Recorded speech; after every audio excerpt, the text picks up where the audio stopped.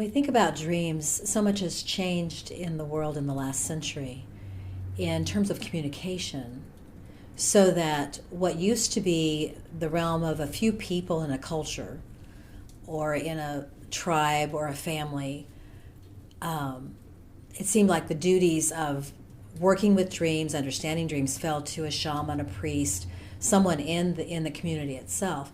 And it seems like in the last 100 years, perhaps because of the work of Freud and Jung and people like that, dreams have become more personal. And so there's a lot of talk about what dreams are and if they are real, how they're real, why they're real. And I know you've done a lot of thinking about this. You've talked to a lot of people about this in the current climate. So are dreams real? That's a great question. And I think really the bigger question is, what is real?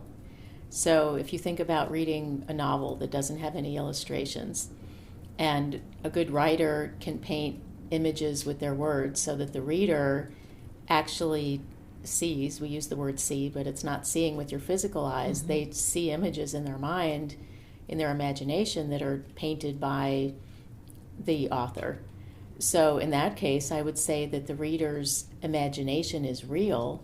It's not physical. So when we're talking about dreams, and people wonder sometimes, was that dream real? Like a kid who has a nightmare and they wake up frightened and the parent says, "Don't worry about it, dear. It was just a dream. It wasn't real." And then the child gets confused because it wasn't physical. There wasn't a bear in their bedroom, but they felt scared just as if the bear was in their bedroom. Mm-hmm. So there's an inner reality that is real.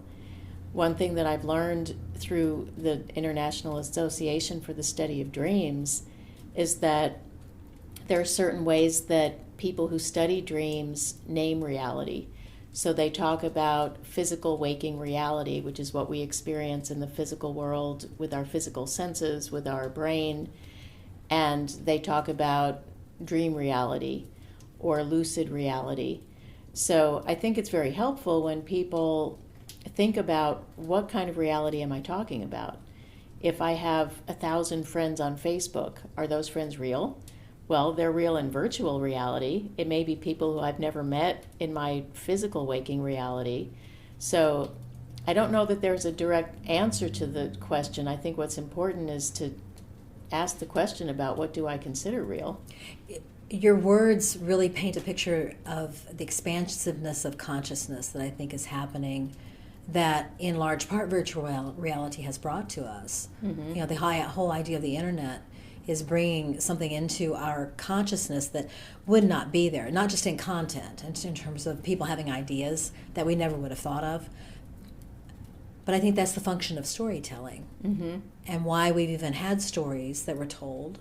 And maybe that's part of the shift from it being in the hands of a few people to everybody having a story to tell, and being very open about it. I mean, you just look at all the Facebook posts and things on YouTube, things like that, and you've got lots of different stories. So when I think about that, I think about where we come back to dreams and how dreams maybe can help us move forward so we don't get lost in everybody's stories.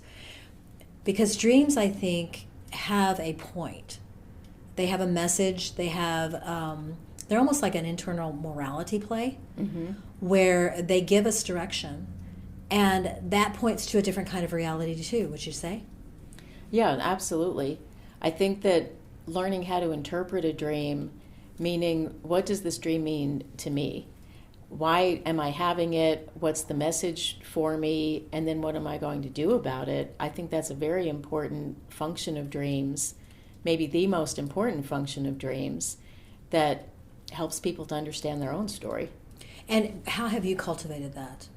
How have you learned the fine art of dream interpretation? Because I know you have. You're very versed in it.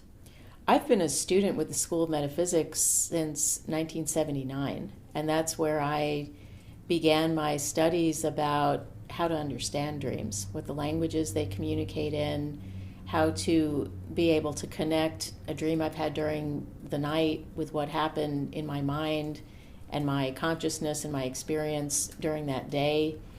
And then from keeping a dream journal over time, to see threads. How have these dreams changed over time? Is it the same dream? Is it a theme that recurs? What's happening with me at the time that this particular theme recurs? So it's like being a scientist of your own experience.